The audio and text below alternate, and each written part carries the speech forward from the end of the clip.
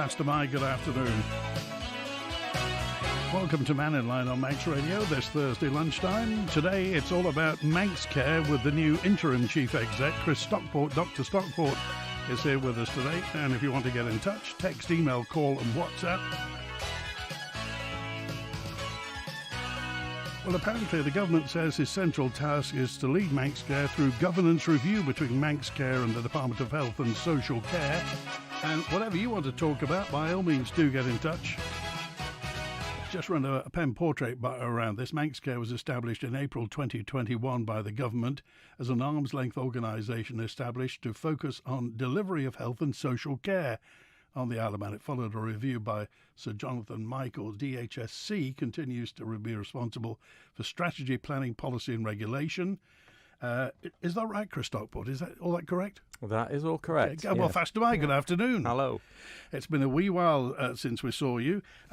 First question that came in, and this is from Joan, and she says, with an election on the way, is there any shadow over Manx Care? And I guess what she's saying is, obviously it's 2021 that Manx Care came into being, and there's been all sorts of talk about it, and obviously with budget overruns and this, that and the other.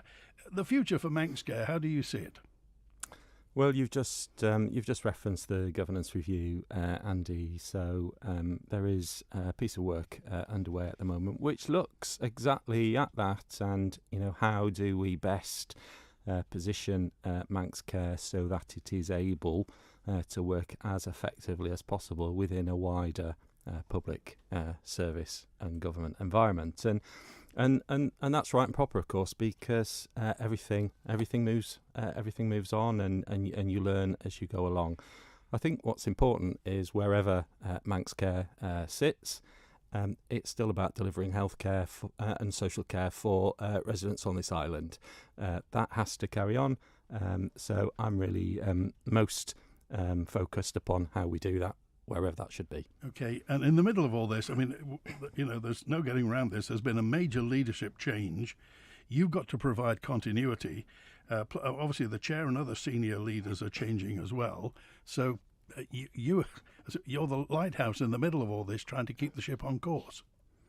I'm the lighthouse in the middle of 3,500 staff, all doing a good job, many of whom haven't changed. And so, the show goes on, and I'm incredibly grateful to people for all of the work that they do, and we will continue moving forwards, irrespective of the changes in terms of leadership. 3,000?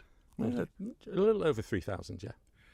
An enormous amount of people that you have to... and do you think, bearing in mind what I've just been talking about, it as in leadership changes, do you think we often sometimes focus too much on the leadership and forget about the people who actually do the work on the shop floor, as it were? Oh, absolutely, entirely. Nothing works without those folk that are actually day to day getting involved in delivering care in whatever form that be, whether that be social care or health care, and that's where that's where the important conversations occur. That's where the important conversations with members of the public occur, and it's where important conversations for people like myself occur, because that's where I find out just exactly what could be done differently, what is working and should be done, continue to be done in the same way. So absolutely, they're the bedrock of what we do and where we should be focused. Okay, and just to reiterate, as a clinical director, what was your day-to-day job as clinical director? So previous to this, I was the medical director, and the responsibility for that really is overseeing the clinical quality of services and supporting particularly our doctors, but not just our doctors, in their role in contributing to that. Okay, right, let's get to the phones. Richard's first with us today. Hello, Richard. You're live with Dr. Chris Stockport from Manx Care. Good morning, Dr. Stockport. I congratulate you on being appointed as interim CEO of Manx Care, which I think gives you a wonderful opportunity to transform a very unsatisfactory situation regarding the waiting list. I think the whole Manx public, one of the main concerns is that we have a waiting list which equates to over 20% of the population on one of your waiting lists. And if you look at I've commissioned, as you probably know, a very deep investigation into the governance and the waiting list situation. And this has revealed that the position is particularly bad for those on the waiting list of more than a year. Where we have about 8,000 or nearly 8,000 people having been on a waiting list for more than a year. The comparative figure for Jersey it illustrates the gravity of the situation that we're all faced with. And really, it's something that needs to be actioned urgently, because a lot of people are suffering, not only the people on the list, but all their relations. And many people are incapacitated and unable to get about at all. Okay, and those looking after Richard, which particular waiting list are you talking about for what sort of service?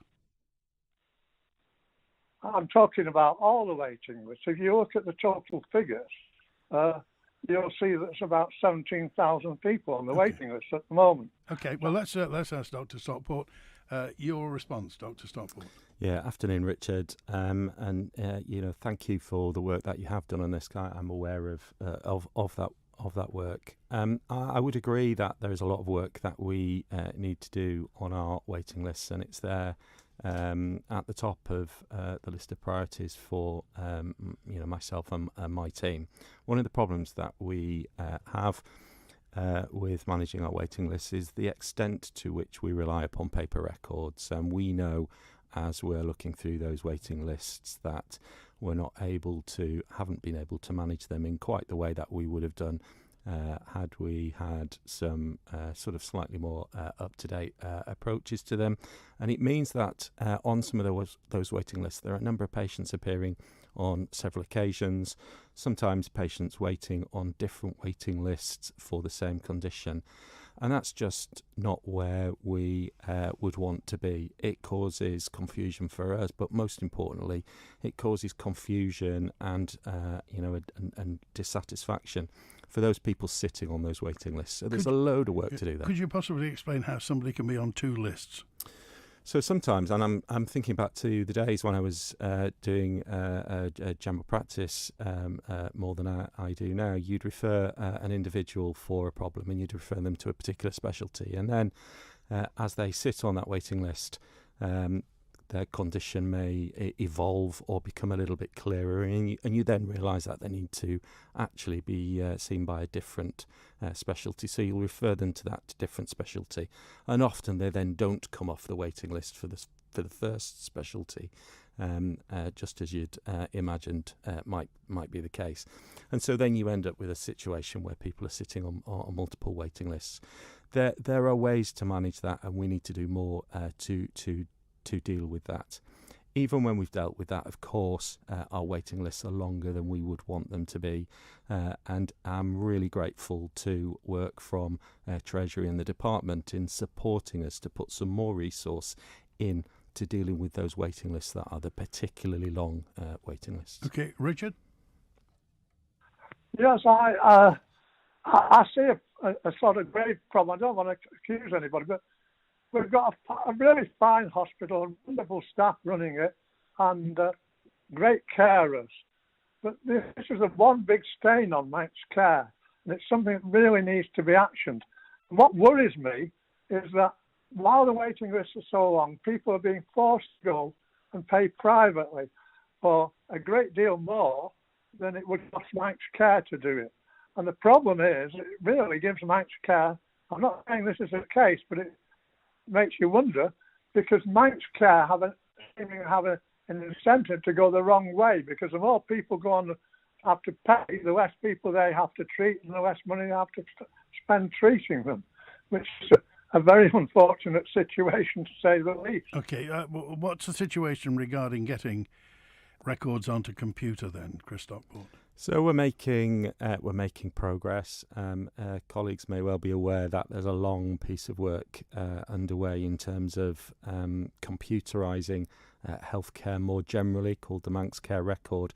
But there's a lot that we can do before there in terms of being more consistent in how we record and manage different waiting lists, how we communicate more clearly to those people waiting on those lists to make sure that they still need to be seen, to establish if things have changed. And we're doing all of that now. Of course, when you have a long waiting list to manage, it takes a while to be able to work through that. But just to go to Richard's original point, it is there at the top of my list of priorities. It is a piece of work we can do and should be doing at greater pace. I agree. Okay, Richard, we appreciate your call. Thanks for being with us. Okay, thank you. Thank you. So, what's the next step then, Chris Stockport? Is it have you got the budget for the new computer system? Have you got the computer system? Whereabouts are you on the ladder? The process is underway in terms of that procurement exercise. Colleagues have recently put out for expressions of interest, and there's then an assessment process to work through that. But there is still, to go back to my point about what we can do in the meantime, still plenty of things we can do in the meantime. And I'm on my way here today, had a long conversation with colleagues about just how we can increase the pace on some of that. So expect to see some progress on that as I do. Okay, here's Ken with us now. Hi, Ken. You're live with Chris Stockport. Afternoon. I'd like to ask what happened to the consultation on Manx care homes and how much you should pay. What was the result of that? I'm not sure what consultation that is. Just specifically, what about, Ken? How much you should pay before you go into a care home. Right. There was a consultation and a document you filled in. Should it be free? Oh, right, yeah. 100,000. The optimum figure was 100,000. So if you sold your house for 300,000, once they took 100,000 off you, that was it. You kept the extra 200,000. Right. Okay. What happened to that result? Okay. What was the result of that consultation? I think that may have been a consultation by the Department of Health and Social Care. Right. I don't think that was a Manx Care consultation, and I'm not sure what the outcome of that was. Anyway, what's your opinion, Ken? Well, like Scotland, perhaps it should be free. The government position was it was going to, the suggestion of it, and I'm sure the two ladies that were running it were employed by Manx Care. Right. From memory. Well, we'll find out, but I mean, this is the position whereby, and it's often quoted, whereby people who've husbanded their resources throughout their life often get their house taken away and the money taken away, and people, I'm putting it bluntly, but people who haven't get the thing for free, and there's some disquiet about that. Ken, am I right? Well, yes, obviously. I'm just wondering whether he could find out then. Okay. If he's saying it wasn't to do with Manx Care. I know he obviously doesn't know everything. Right, okay. All right, Ken. Well, we'll follow that up, Ken, as well. Does Manx Care have a view on that, Chris? So my view really is that's a political decision to be reached, and we'll provide the service that we're requested to provide through the mandate and do it as well as we can. Okay, let's get to Stephen with us now. Hello, Stephen. You're live with Chris Stockport.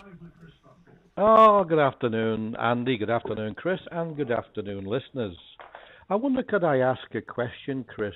I know you're relatively new to the position, but you might have some information.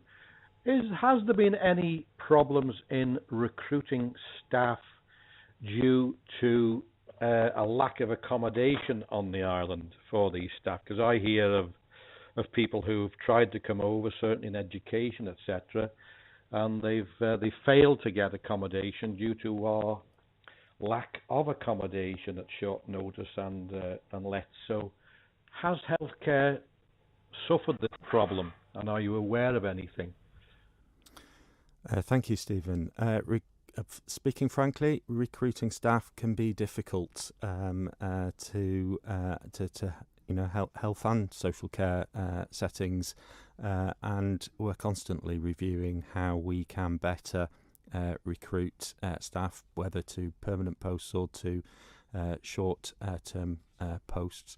We do everything that we can in doing so to support their entry into the island in terms of accommodation and things like that.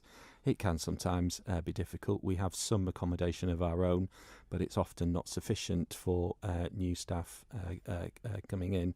And we work with other government departments to try to find ways in which we can make that easier.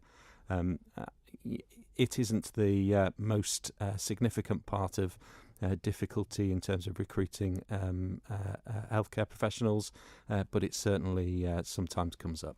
Okay, Stephen, what have you heard? Well, only that I was surprised, because when you look at the reason that it was sold to carry out the renovation of the old nurses' building on Westmoreland Road, that this would provide essential accommodation for essential workers, and I have no problem with that. I don't think anybody did. But I was surprised that, if I'm correct in saying this, that it was reported that no departments of government approached or wanted to engage with MDC or the letting agent to take some accommodation in it. So I'm surprised at that, and I think possibly that was a missed opportunity, because I do hear that people say that's a big problem of getting accommodation, although I accept that it's not your issue, Chris, because you were not in post at that time. But I think it's something that we should have been cognizant of, that was the reason it was designed. It was said that we're going to do the renovation, and yet there's no or very little accommodation being reserved for essential workers. So I would hope maybe that could be reviewed again at some point. Who knows? Okay. All right, Stephen, thanks for calling today. You were talking about there are some issues recruiting. What are the main issues in recruiting people to Manx Care? We globally are recruiting against a strong field of other providers, and insufficient staff being trained to fill some of those posts as health and care develops in terms of what they can provide to people. So the need for clinicians and specialist clinicians increases and increases, and we compete against the UK, but not just the UK, against Europe, America sometimes, parts of the Middle East, and across the world. And so our terms have to be competitive, right. and what we offer, and it's not just doctors; it's across many of our health and care settings. Okay, are we training nurses on the Isle of Man? We do train nurses on the Isle of Man. And if those nurses train here, do they stay here? On the whole, yes. Right, okay. And as you say, geographically, we're an outlier where that's concerned, because people have to want to come to the Isle of Man. So do we pay the going rate, or do we pay slightly above the going rate in those terms? We pay the going rate or slightly above. One of the difficulties we have is, if I think about my own profession, but the same applies to others. If you look across the UK, where they train, most of our training doctors come from, they train doctors to be really quite specialist doctors. That sometimes doesn't work terribly well on an island of 85,000 people, where you need doctors with a slightly broader skill. So sometimes it's about money, and sometimes it's simply about the number of people with the skills that you need. Okay, as you mentioned, you were in general practice. For how long were you a GP? So I think I'm 30 years qualified now, so probably the best part of 20 years doing it day to day. So you'll have a very keen focus on GPs on the Isle of Man and the GP service that's delivered. How do you see it overall? I think we've got a fairly stable and certainly enthusiastic cohort of GPs on the island. They're busy. General practice has changed almost completely since I started in it. And I think one of the challenges is just the amount of paperwork and things that go on behind the scenes. It's not just about seeing 20 patients in the morning and 20 patients in the afternoon anymore. The other thing, of course, is how general practice has changed in terms of the professionals working in it. It's not just GPs and the practice nurses anymore, but a whole raft of professionals. And I'm seeing colleagues on the island explore how to grow into that, and all the challenges that come with doing that. It's certainly a difficult profession. Well, my GP told me that GP practice has changed completely in the past 5 years, let alone in the past 30-odd years. So how many GP practices does Manx Care run at the moment? How many do we run directly, Yes. or how many are there on the island? Directly. So we directly run one practice. Okay, and the rest, it's fair to say, are they businesses? How do they operate? Yeah, it's pretty much like the UK model, where the GP practice is an independent practice, so they are their own businesses, and they contract then to Manx Care to deliver the NHS service that we require. Okay, let's go to Gordon with us now. Hello, Gordon. You're live with Chris Stockport from Manx Care. Good afternoon, Chris. Good afternoon, Randy. I had an experience last year. I want to talk about bed numbers at Nobles. I wasn't well through most of last year and was under investigation for several months by people various. It wasn't until I had an MRI scan of my spine in October that they found out I had severe compression of the spinal cord in my neck. So I ended up going air ambulance to Liverpool, spent 3 weeks in Walton, and had what was described as a complex 5.5-hour surgery on my neck. Hello, you still there? Yeah, go ahead. Yeah. Now, the plan was that when I'd had my operation at Walton, I was going to be repatriated to the island to do my physio, occupational, and discharge to home from here. Now, after I had my operation, Nobles accepted me for repatriation, but I lay in a bed in Walton for 10 days, and every single day of those 10 days, Walton were told there are no beds at Nobles, and there are no likelihood of being a bed available anytime soon. So after 10 days, I was discharged by Walton. I was chucked onto an EasyJet flight home, and I came home. I didn't see a physiotherapist for 5 months. Nobody rang me to find out how I was getting on. There was just complete lack of support when I got back here. And the physiotherapist I eventually saw was completely appalled at the situation. Okay, so did you try and speak to anybody? Did you make any calls yourself to see what was going on? I did, but I didn't get anywhere. Okay, does this? Can you recognise this at all? So I don't really recognise that, Gordon. I'm really pleased that your physiotherapist was appalled at that situation, because I'd be appalled at that situation too. That's not what we should be offering. It's not, though, my experience that we have long waits in repatriating people back. That we have a strong working relationship with the hospitals broadly in the Liverpool area that we work with in the UK, and I very much recognise not just how important it is for them to get people back here when we can manage them here, but how important it is for the patients and for their families. So we work hard to get people back as quickly as possible. I would hope that experience is a relatively unique one, and I'm certainly happy to explore it offline with you if that would help. Okay. But it's not a common situation that I'm aware of. Gordon, would you be happy if we took your number to give that to Dr. Stockport, and we'll take it on from there? I don't really want to make a thing of this.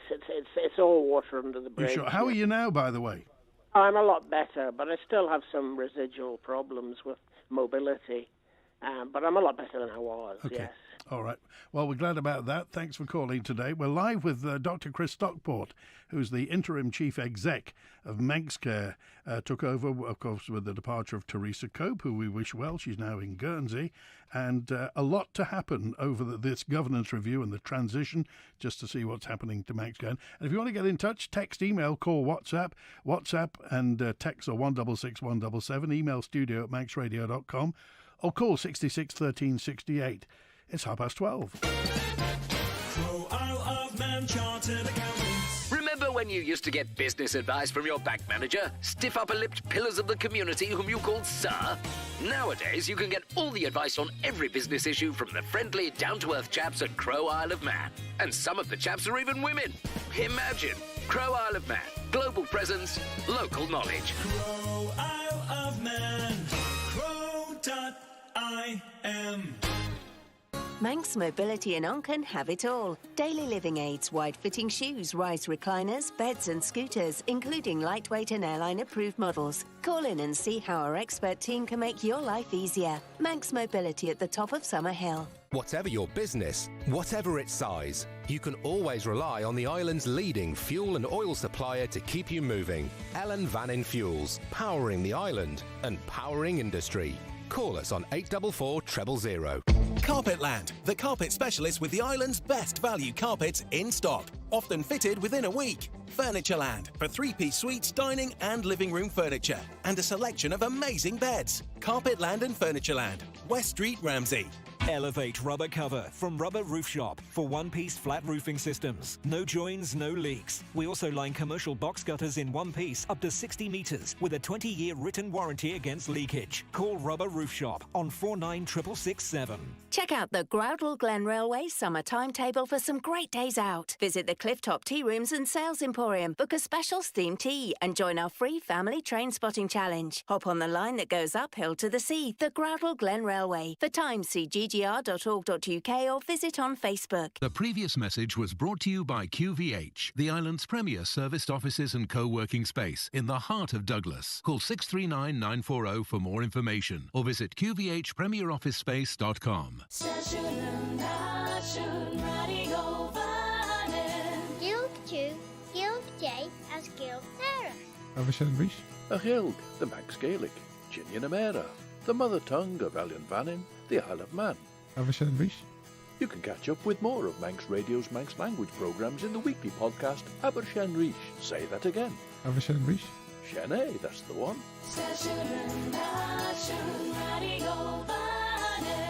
The Mannin Line with Andy Wint. And Dr. Chris Stockport, the Interim Chief Exec of Manx Care, is here with us. And Chris, the letters DNR can strike fear into many people.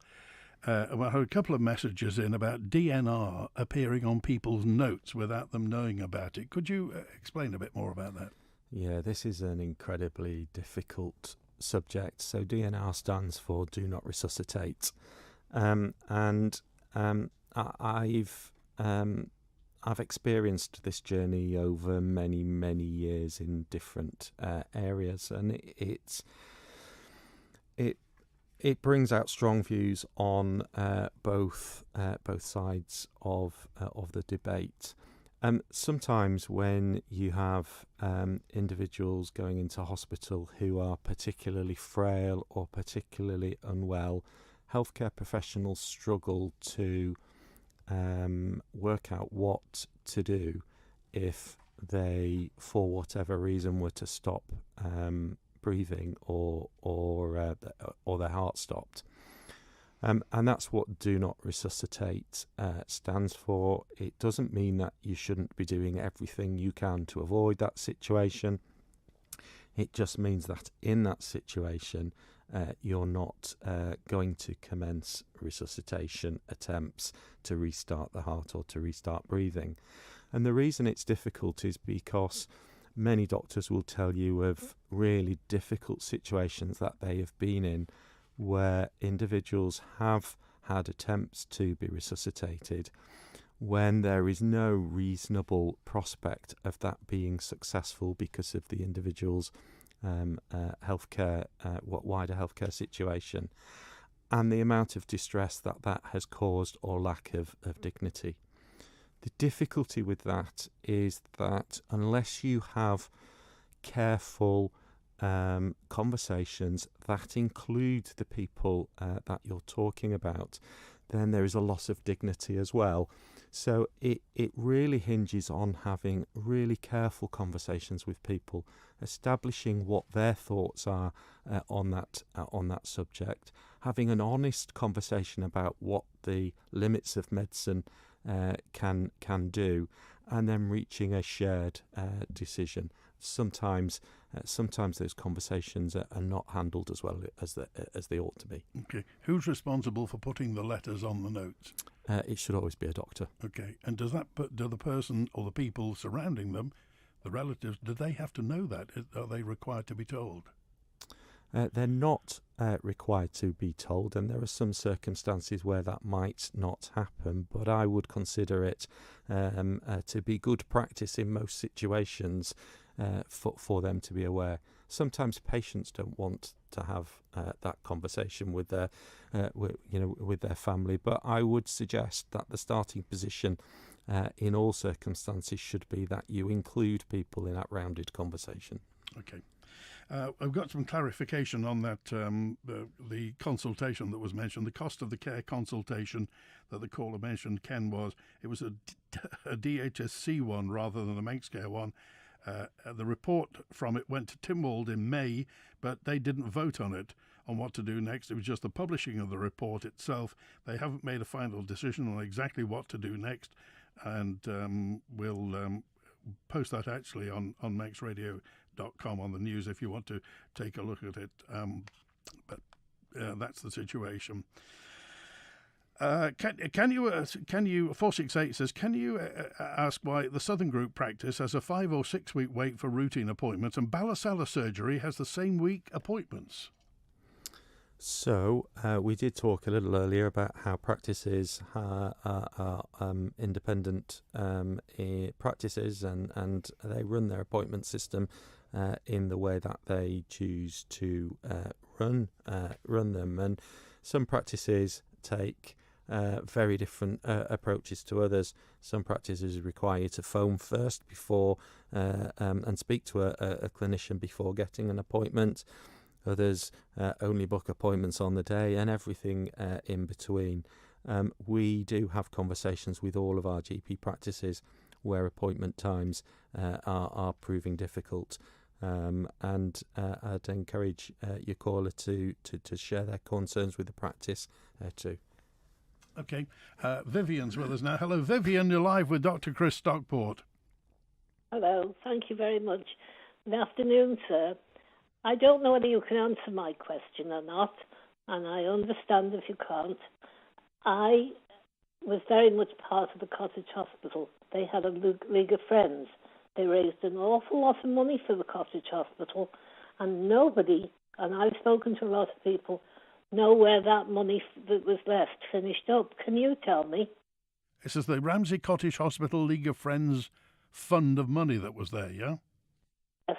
And where, if there's any left, where is it? Are you familiar with this?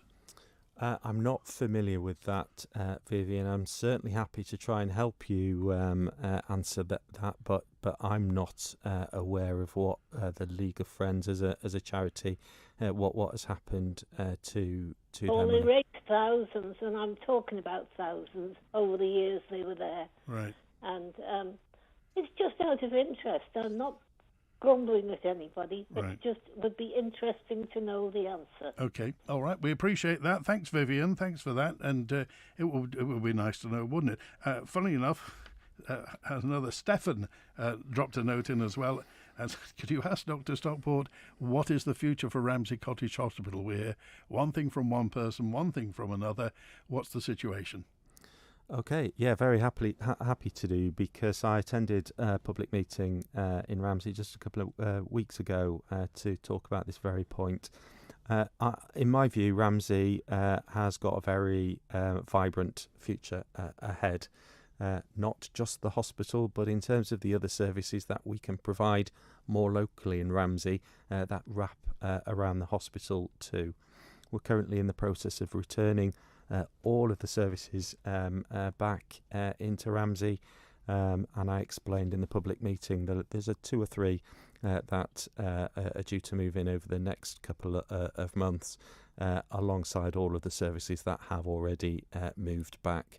The work we had to do in Ramsey was very significant, but that doesn't mean we're not committed to the hospital. We're very committed to the hospital. The inpatient ward opens again in a few months' time, and it is a solid part of our future planning. This is 152 texted in to say, could you ask Chris Stockport, will he be looking into care pathways for those on the island who are vaccine injured? We were having regular meetings with Teresa Cope, but since she's left, we've had no update despite reaching out. I'm not sure where the reaching out has been to, because it certainly hasn't found its way to me, but I'll happily pick those conversations up if you want to contact me directly. What's your email address? If you want to contact MCALS in Nobles, and on the website there are email and phone numbers for MCALS. They'll make sure that I get in the loop and I can then contact you directly. Okay. Our son had an endoscopy 4 years ago. He saw the gastronomy clinic February last year with a strict follow-up on August 2025. He was sent an appointment for September 2026. It's now postponed till November, so it's not far off 5 years from the first appointment. He has to have surgery, which may be referred for in November. How long would he have to wait? Do you recognise this time frame, 5 years?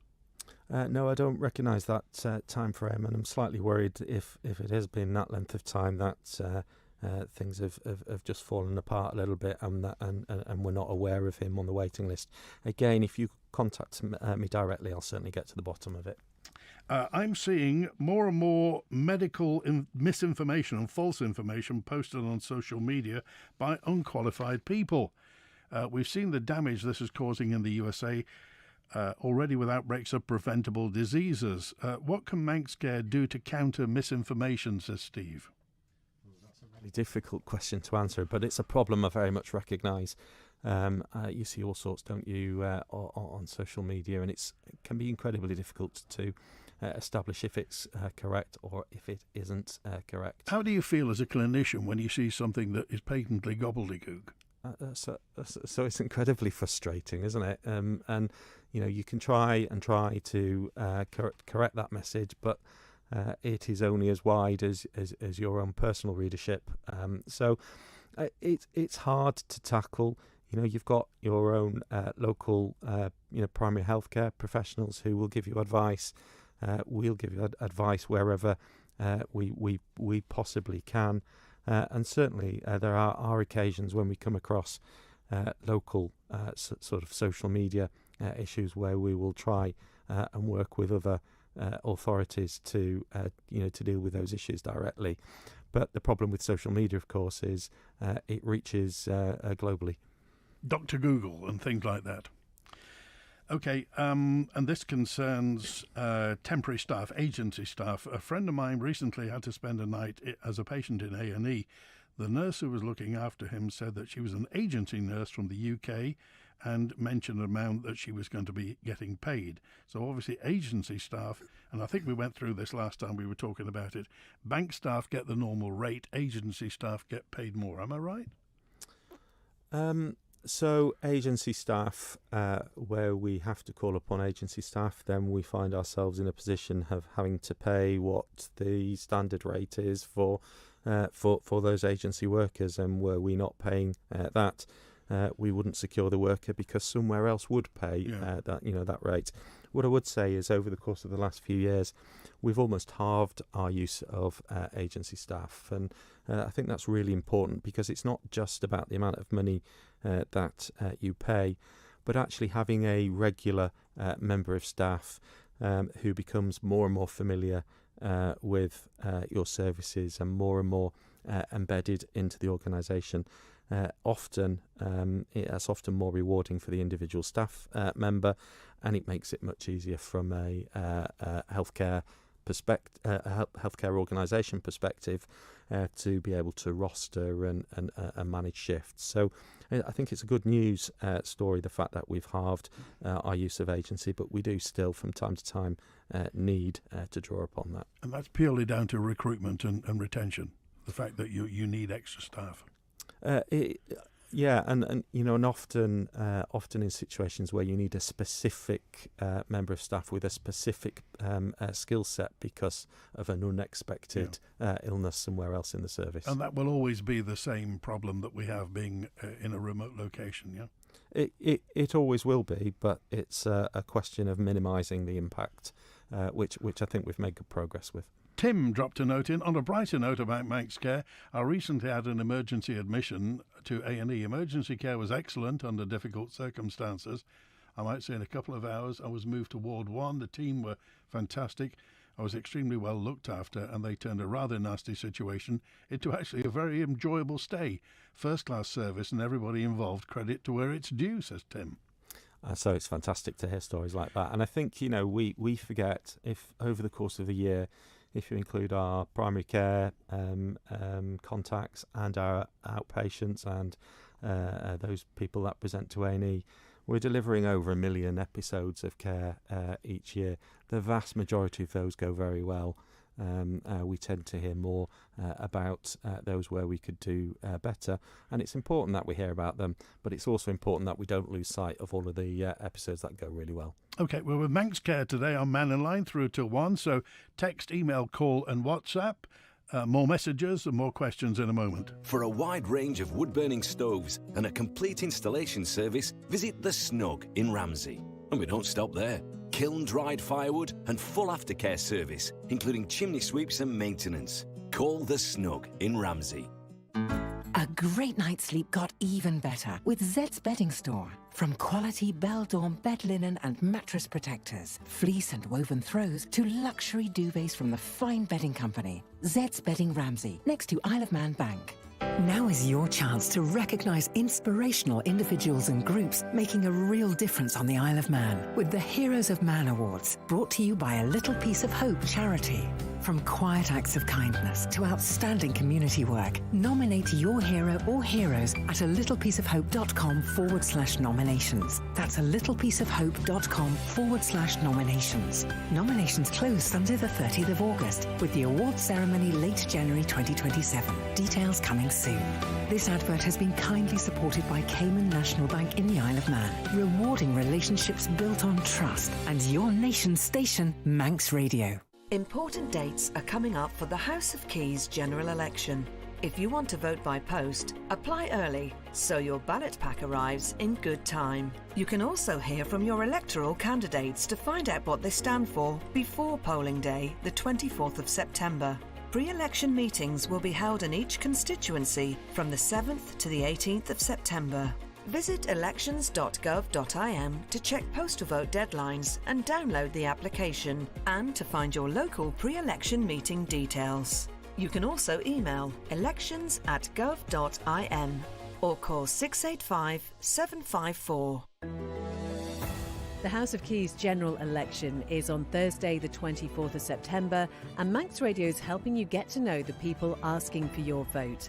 From Monday the 31st of August, join us for our live constituency debates, hosted at Studio 1 by ELS Group, where every candidate standing will be invited to take part. Want to be there? Well, just visit the Manx Radio election mini-site, find the date of your constituency debate and apply for your free audience ticket. Find all the details at manxradio.com. The Mannin Line with Andy Wint. It's 11 minutes before 1, and let's get to the phones. We've got Dewan with us now. Hi, Dewan, you're live with Dr. Chris Stockport.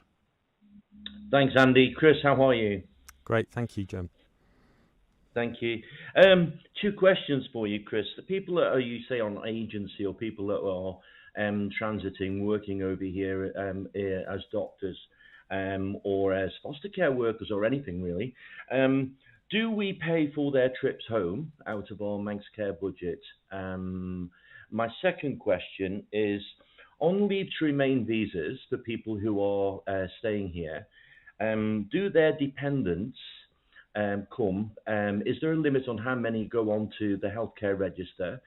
And do they get put on the healthcare register and the dental register straight away while they're here? And if we got to the stage, hypothetically, of, say, asylum seekers coming here, would that also affect our health service and they be put on that and be a drain to our budget? Okay. Oh, interesting questions. And I'm not entirely sure I can answer all of them, because some of that depends upon, the immigration rules, and that's outside of my control, and I'm not entirely cited.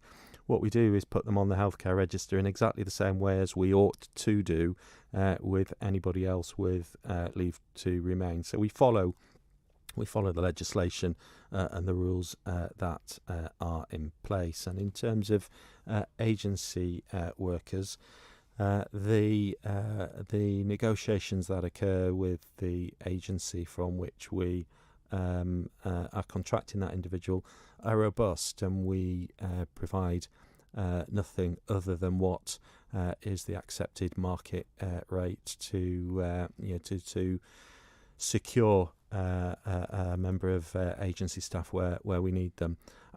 As I said earlier, we really try to limit where we use agency workers. Sometimes it's simply necessary. Ewan? Yeah, and I think a lot of people don't realise the scope of Manx care, because people just think of it as the hospital per se and the doctors, but obviously it's childcare, Manx care, and foster care, and everything is included in that. So it's quite a big circle of people. But I'm just interested in just drilling down into that subject. If say for example people come over here on the remain to leave visa, and their dependents, would they be on a waiting list for dentists as local people are and have been waiting for 2 or 3 years to get on there? Or would they be queue jumped and put onto the dental list before local people? Is probably... You disappeared anyway. I think we got the question. I can definitely answer that question, which is there's no queue jumping involved at all. They'll be put into the system in exactly the same way as any other new resident would be. Okay, well that falls onto another one. This is from Gaz, and it's about Manx Care charging for A&E. Does Manx Care charge for A&E treatment for sporting injuries, which could be claimable under club insurance policies? No. Okay. At what point does Manx Care start charging as well? And this is for people who come here. What's the process for charging reciprocal arrangements? How does that work? The reciprocal arrangements are complex. They're laid down in an agreement with the UK, and they cover the same arrangements for Isle of Man residents who find themselves unwell when visiting the UK. So it's a two-way arrangement. They can be complicated in terms of which treatments are provided for free and which parts of the treatments are chargeable.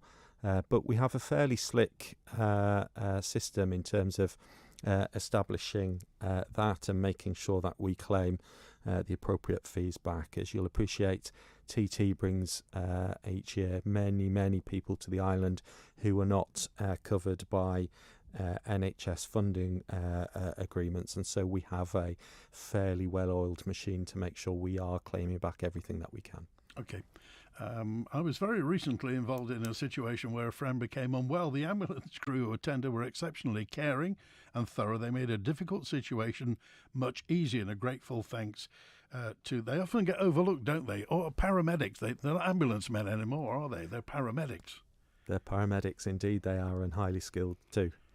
Okay, a couple of messages in now. Just going back to that DNR, could you clarify when somebody thinks they haven't approved putting a DNR being on records, what the situation is and what any relatives can say about it, how they take that up? Yeah, so if somebody is unaware of a DNR and subsequently becomes aware that that is on their record and that they disagree with it, then they should, of course, bring it up with staff at the time. And if you're an inpatient, then you can bring that up with the ward nursing staff just as much as you can bring it up with the doctor overseeing your care. And I would then expect them to have a conversation about why that is the case, and why you're unhappy about that, and properly explore the situation. There are some circumstances where the law allows doctors to place a DNR status where it was inappropriate to discuss the matter with the individual concerned. And those situations are usually to cover, for example, you're going to hospital and you're so unwell that you're unconscious, and a decision has to be made before an opportunity arises to be able to discuss it with you. But I would expect as good practice in all those circumstances for the family members around you to have been made aware of that situation, even if you were not able to be aware of it yourself.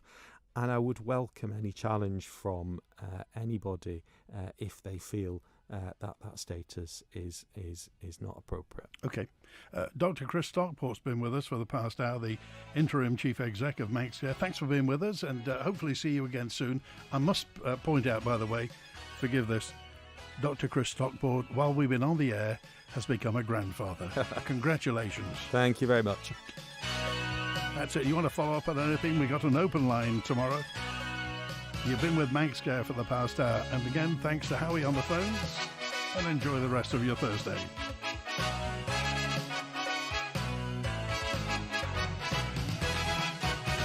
WINT.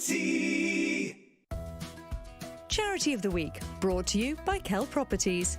Joey Dunlop Foundation offers self-catering holiday accommodation for disabled visitors to the Isle of Man and built-in